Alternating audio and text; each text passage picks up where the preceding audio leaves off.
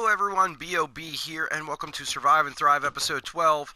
Now, if you saw the last episode, you remember me probably teasing about cramming a couple farms into this episode, and I told you to keep an eye out for it, and then I made you wait more than a week. I'm sorry. Well, if you're following my channel, you know that I've been putting out them redstone tutorials, so I have been releasing content. Just not this content right here. So, for the sake of not making you wait any longer, I decided to go ahead and take a break from those redstone tutorials and jump back into the Survive and Thrive world.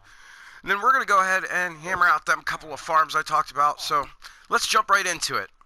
So I've prepared a little area here for our next farm, or farms I should say, because I'm going to build two identical farms that are going to be used to farm two different plants, one of which is this right here, the watermelon, and of course the pumpkin. They're both farmed in the same way. And well, I really just want it for villager trading more than anything. But I got a sort of a concept here that I want to go with for both of these farms. And well, this looks like enough space to do it, but first I want to go ahead and lay out the area and, well, see what I'm really working with. So what I've done here is just basically put in the foundation for one of these farms. And already I see that I'm not really going to have enough room for what I'm going to do, what I need to do, what I would like to do. So I'm going to go ahead and just kind of do a little bit of terraforming in this area. I might get rid of these farms, and I'm sorry, villagers who own these farms, but I'm growing more crops. They don't need that. I'll sell them their crops. So now I got the second farm's foundation in place, and as you can see, it's just kind of a mirror image of the first one I put in there. And I did extend this piece of ground out a little bit, and I chopped down the guy's farms, but they just keep replanting them. So I figure eventually all this farmland will be dried up because I did remove the water sources. I'm thinking about employing that farmer. It's under consideration. As for now, I think I might actually expand the farms I got in here, but we'll get to that. First, we want melon and pumpkins. Now, these farms are going to be a variation of something I saw Impulse SV do early in Season 6 of Hermitcraft. And, well, I mean, I kind of reversed the design. He actually was pushing the plants down into a hopper mine cart, which was crammed inside the dirt block, kind of like we did with our wool farm over there in an earlier episode. But this design really stuck with me because the typical designs used on Java Edition do not actually work on PS4 Edition. And the only designs I found prior to this that did work were, well, they were actually kind of complicated to build. So, I believe I did this wrong. Okay, and the appropriate corrections have been made. I went ahead and did that on both farms. Oops. Almost. That'll do. Okay. Anyway, as I was saying, Impulse's design here was unique in that it worked on PS4, while the typical Java melon pumpkin farms, well, they do not. The only versions I have found that do were kind of overcomplicated. Yeah, it involved droppers and things like that to avoid the double pulsing that happens when a piston flashes in front of the observer that's powering it. But this is a much simpler solution. So I'm going to just go ahead and place that observer facing down right there and get this block out of my way. Now, on top of that observer, I can just have myself a sticky piston.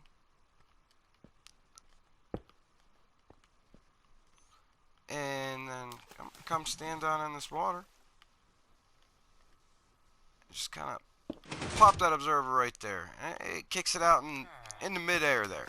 You know, nothing around it. Now, I think I'm gonna build something so that doesn't look so strange. But this works. This works if once a melon or pumpkin grows in front of it, and I don't have any of those things on me. Here's some melon. So if I go ahead and just place this in front of that piston, automatically kicks it out into this little drop chute. What I'm gonna do is just put a bucket of water there. I'm gonna get myself a hopper and a chest right down in that hole there, and I'm gonna put in 4 more of these. And then I'm just gonna have melons on one side, pumpkins in the other farm, and like I said, I'm gonna build a little structure around it. But how simple is that? How simple is that? Just 2 observers, 1 sticky piston, 1 regular piston. You got yourself an automatic melon or pumpkin farm. Alright, went ahead and just put in the rest of these little harvesting pistons, and then now all I gotta do is just plant in front of the glass blocks in between the harvesting pistons, and then on the end here. And then there's more plants than there are harvesting pistons, but the only place for these plants to grow is in front of those harvesting pistons. So I want to actually bone meal these. You can't actually bone meal the fruit itself, but you can bone meal the stalks so they grow faster. So I'm going to do that on each one of these plants.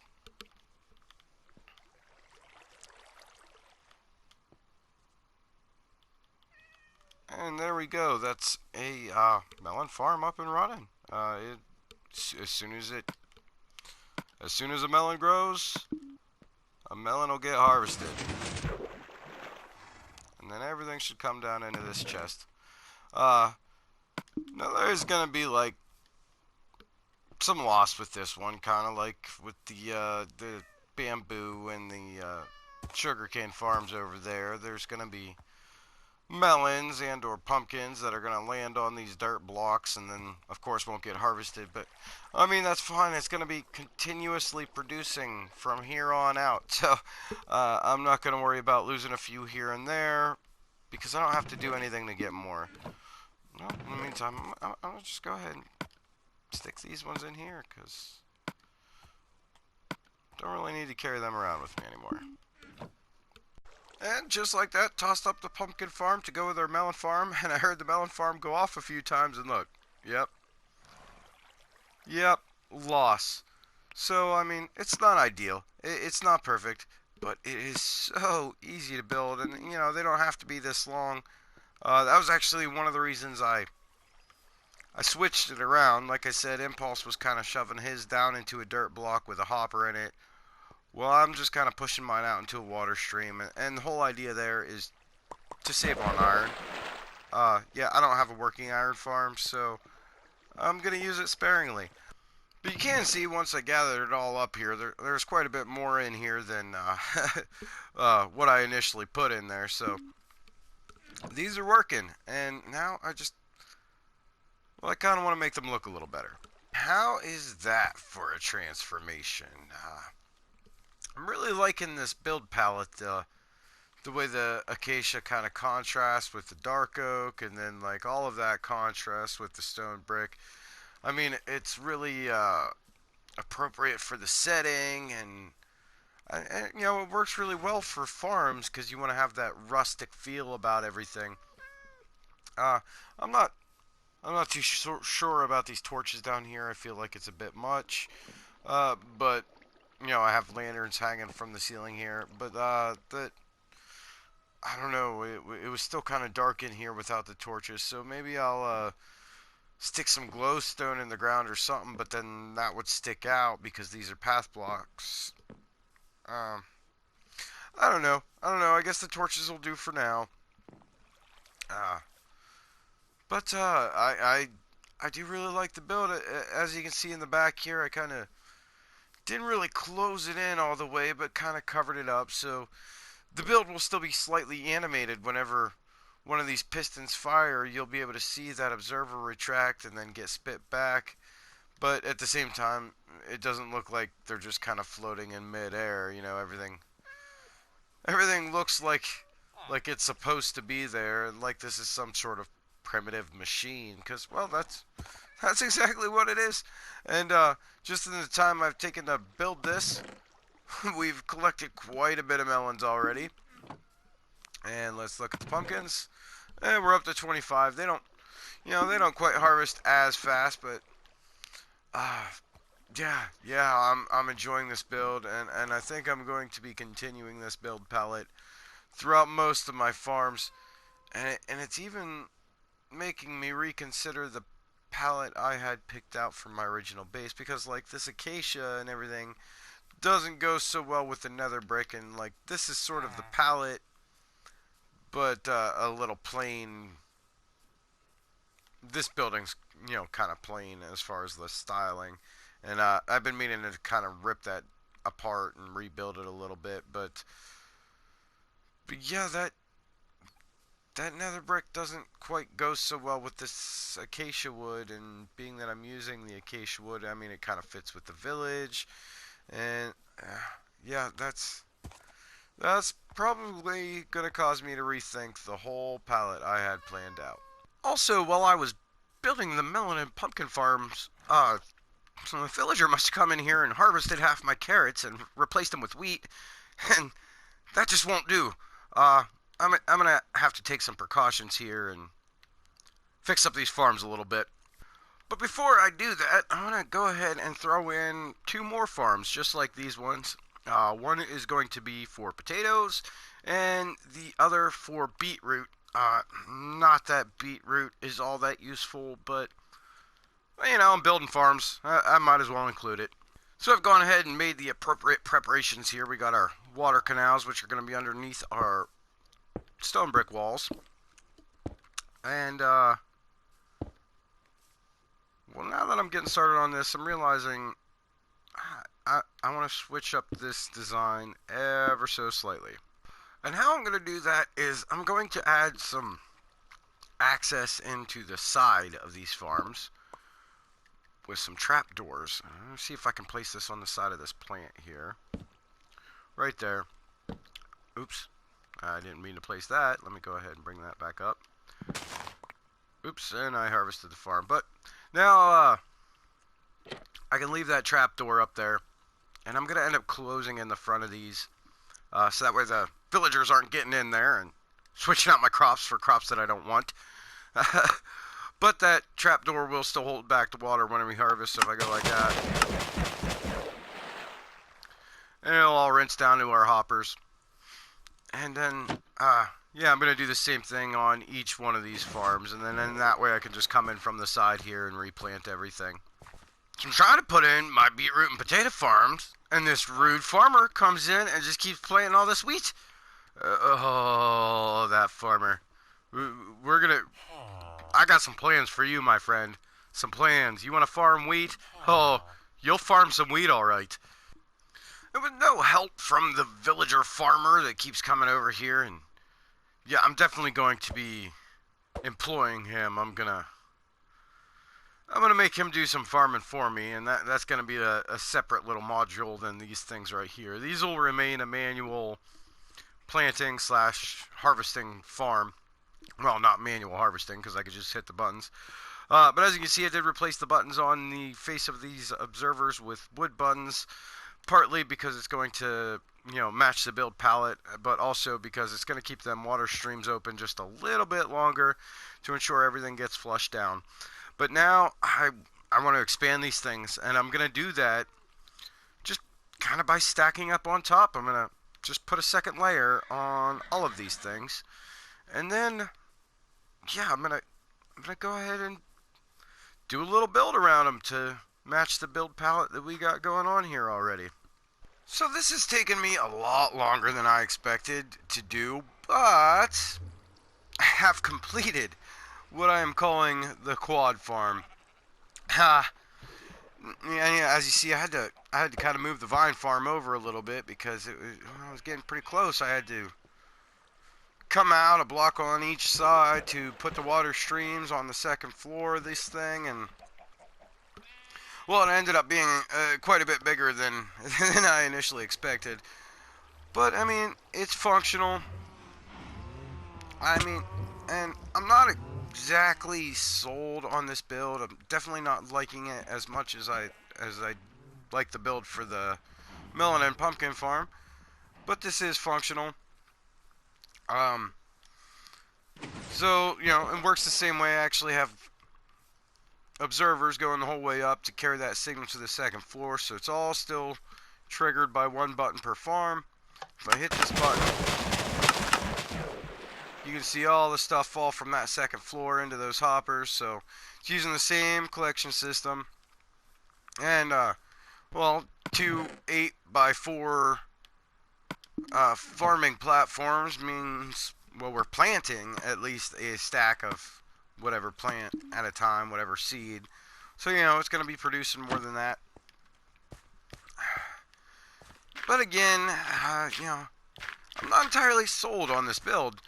So, I don't know, maybe let me know what you think about it in the comments below. You know, if you think it looks good, or if you think maybe I should try and redesign it. I mean, I know it looks better than just the open farms on the ground here, but yeah, it still seems a bit odd in certain places. And then, yeah, another downside of this is my only access to the second floor. These ladders in the middle here. So in order to replant the second floor, I gotta come up this way and go around. And I don't know how I glitched through that trapdoor. I might put slabs in there so that doesn't happen. That's what I did on the first floor, but I wasn't really worried about it up here. I only did that on the first floor because villagers kept jumping into them puddles and then they just bounced there for long periods of time, and it was really annoying. Yeah, like I said, let me know what you think of the build in the comment below, and I think we got enough time to squeeze in this one last farm I wanted to do today. So I've come up here to our fireworks factory to build this last farm, and I'm going to build it right over there. It's one I talked about in an earlier episode. I'm going to get this ice farm put in. Now, for building an ice farm, you don't need any sort of redstone magic or anything like that. First of all, it's all about location. You're going to need some place where ice will form, obviously. So, you know, frozen glacier like this, or, you know, any place where there's snow on the ground, really, you should be able to build an ice farm. And also, you're going to need silk touch to harvest ice. Aside from that, I mean, designs can vary in many. But I'm going to use a very simple design. I'm going to start out with a 10 by 10 platform. Now that that's in place, I'm just going to wrap layer of slabs all the way around the outside of this. And now that that's in place, I'm going to put another layer of slabs around the top, just around the outside. I'm just going to form a little rim. And now that I got my little rim around the top, I'm just going to go ahead and put a diagonal line of slabs from corner to corner. And then just get a bucket and start waterlogging those slabs that are in the middle there. Now, the waterlogged slabs won't freeze over like the rest of this will, or at least the rest of this should.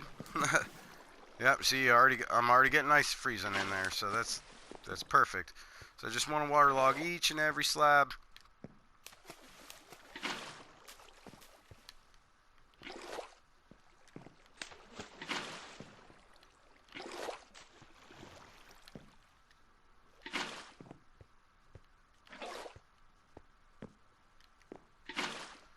Just like that, and then I wait for it to freeze. Now, it has taken a little while, but as you can see, we are all frozen over except for those waterlogged half slabs in the middle. Now I can just bring my silk touch pickaxe over and just harvest it all up. I mean, it's kind of a slow process as far as waiting for the ice to freeze, and so I will be building more of these platforms, but I'm going to do that off camera because it's just going to be the same thing over and over again, and you don't really need to watch that. Now keep in mind, if you got to build one of these things, you don't want any lighting sources too close to the farm itself. Obviously that'll prevent the ice from freezing over. And, well, you know, it's not really necessary, particularly with this design, because the whole thing's spawn-proof already anyways. I mean, we got half slabs all around the outside and on top, and then mobs can't spawn on the regular ice. They can spawn on packed ice or blue ice, but not this clear stuff that freezes over naturally. So, I mean, lighting isn't necessary per se, but if you do want lighting in the area, you want it at least 4 blocks away from where your ice would be forming. And that, my friends, is about all the time we have for today. And as promised, I got those few farms put in. I know some of them were just recreations of farms you've seen before, but, I added a few new ones as well. I mean, if you enjoyed this video, please remember to hit that like button, and if you're interested in seeing more from me, consider hitting that subscribe button. I would like to thank each and every one of you for watching, and wish you a wonderful day!